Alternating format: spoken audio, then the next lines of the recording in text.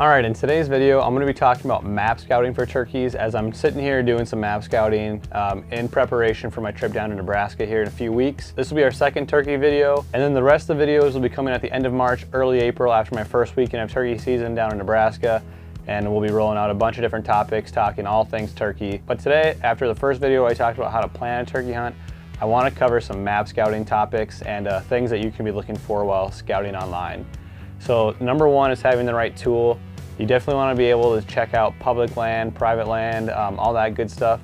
My favorite thing to use is onX Maps. It's a great tool.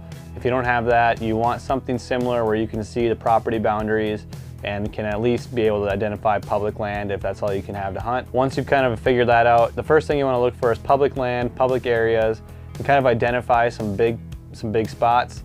And then once you go from that, you kind of want to start breaking things down. One thing that I like to look at is access. You want to figure out where there's easy access and where there's not easy access. You know, where there's roads going through public land, odds are that there's going to be other people driving those roads. But if you can find some trails that are walking trails only, you know, that's where there's going to be less people, because then you can get further back, and the further back you get, the more you're going to get away from people, and that's definitely something you want to be thinking about. Another couple things that you want to be looking for is first, you know, small openings, whether this be secluded fields or little clear cuts. You know, turkeys like to get out in the open, and you know, they like to strut and they like to have that sun on them. That's kind of typical behavior for turkeys, and that's can be a great spot to, you know, have your decoys out. But in tandem with that, you kind of want to try to figure out where they might be roosting. Now, where turkeys roost is where they sleep at night. So they fly up into these trees and they roost, and then they'll fly down and they'll kind of work their way to these open fields.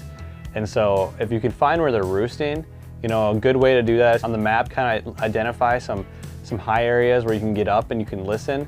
Because in the mornings, you can get up into these high spots and listen for turkeys gobbling. And if you can hear them gobbling, then you kind of might have an idea on where they're roosting. And then if you have an idea of where they're roosting, you can kind of figure out where they might be going from the roosting to these little openings to strut and everything like that. After you've kind of identified a couple of these spots, another thing that you want to take and look for, you know, this can be really helpful on a map because it's really easy to see, is any form of water source. And this typically will fall into, you know, creeks or creek beds, stuff like that. If you can find a big creek, especially where, you know, some different mixed habitats come together, we're talking hardwoods, clear cut. If you can get that creek where there's water, that can be a big bonus and can really help you in starting to determine where these turkeys are living.